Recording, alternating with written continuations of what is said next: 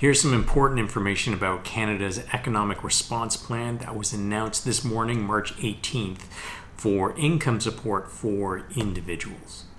If you do not have access to paid sick leave and you are sick, quarantined, or forced to stay home to care for children, the following measures were announced. The 1-week waiting period for people in imposed quarantine that claim employment insurance sickness benefits has been waived. That means the 1-week waiting period no longer applies, meaning faster access to EI sickness benefits. Also, you no longer have to provide a medical certificate to access EI sickness benefits. But note, if you do not qualify for EI sickness benefits, there is a new emergency care benefit which will provide up to $900 every 2 weeks for up to 15 weeks. So that's a maximum of $7,200 during that 15-week period. So this would provide income support to workers, including self-employed, who are quarantined or sick with COVID-19 or the coronavirus, but do not qualify for EI sickness benefits. Now, it's important to note that this includes workers, including the self-employed, who are taking care of family members who are sick with COVID-19, such as an elderly parent. And it also applies to parents with kids who require care or supervision due to their school being closed and are therefore unable to earn income, whether or not they qualify for EI or not. Now, you can apply for that benefit in April, and you need to attest that you meet the eligibility, and you also need to reconfirm on an ongoing basis every 2 weeks that you continue to meet the eligibility. You'll be able to apply in one of 3 ways. Number 1, on your CRA My Account portal. Number 2, on your My Service Canada account. Or number 3, there'll be a toll-free number.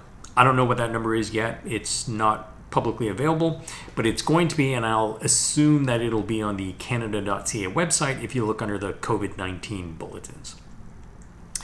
There was also announcements for longer-term support for workers as well. So Canadians who lose their jobs or face reduced hours due to the COVID-19 pandemic will be eligible for an emergency support benefit, details of which I think are more forthcoming.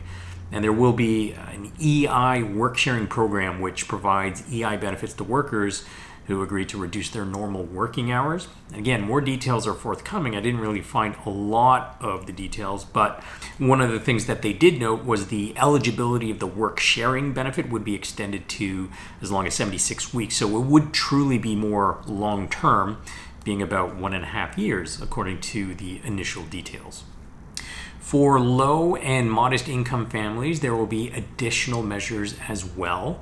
There looks to be a one-time special payment by early May through the GST credit. The average amount would be roughly $400 for single individuals and $600 for couples. So it looks like you would get this as either a check or direct deposit, depending on how you normally get your GST rebates.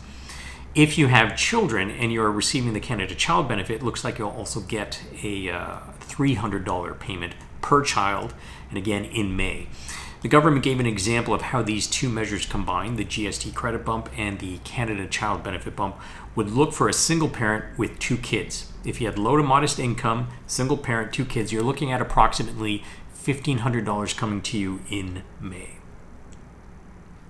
Now, if you have a student loan, there will be a 6-month interest-free moratorium on the repayment of Canada student loans. That means that no payments are required and interest will not accrue during this time. So it's effectively a 6-month pause that was announced. And this is scheduled to take effect on March 30th and continue until September 30th, 2020.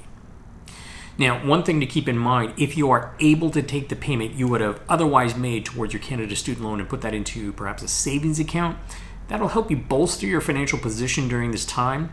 Of course, many people will need the money to cover off loss of income or an increase in expenses, and that's what these measures are for, so that's okay too. For further information, you can visit the National Student Loan Service Center website, and I'll include a link down below. The tax filing deadline has been extended, so now you have until June 1st to file your return. But note, you may still want to file early, as some of the benefits like GST rebates and the Canada Child Benefit would be determined by your tax return. If you owe money on your return, you'll have until August 31st to pay it and avoid interest or penalties. Canada's big banks have indicated that they're going to be flexible on a case-by-case basis in helping customers manage during this crisis. And that flexibility may include things like up to a 6-month deferral on mortgage payments, for example. So if you call your lender looking for this type of access, note that this was just announced, and sometimes it can take some time before the customer support staff are even aware of the measures that have been introduced, and it takes time for it to sort of trickle down to the front lines. So you may want to keep a reference handy to the Government of Canada's website or CMHC, the Canada Mortgage Housing Corporation's website, which will indicate more of this information. And be ready for, maybe someone who maybe isn't up to speed to what their institution is allowing. You may need to call back another day. So just have a little bit of patience as well. If you have a RRIF, a Registered Retirement Income Fund, you likely know that every year you're required to withdraw a minimum amount, which is also treated as taxable income. And when investment values are down, this can feel particularly onerous. So as part of the Economic Response Plan measures announced again this morning, March 18th, the minimum required withdrawal amounts have been reduced by 25% for the 2020 tax year. So this gives you a bit more flexibility. And if you have questions about how to plan around this new provision, I would suggest speaking with your financial advisor if you have one. As a final note, there were other measures announced that were more geared towards employers and business owners. So this list of the things that I've just talked about is not exhaustive with respect to all measures announced today on March 18th. For further information on any of these measures, you should always refer to the official Government of Canada website. I'll include a link in the description below, and I'll be back with another video tomorrow to keep you up to speed on things as they change and to give you some more tips and some guidance on managing your money.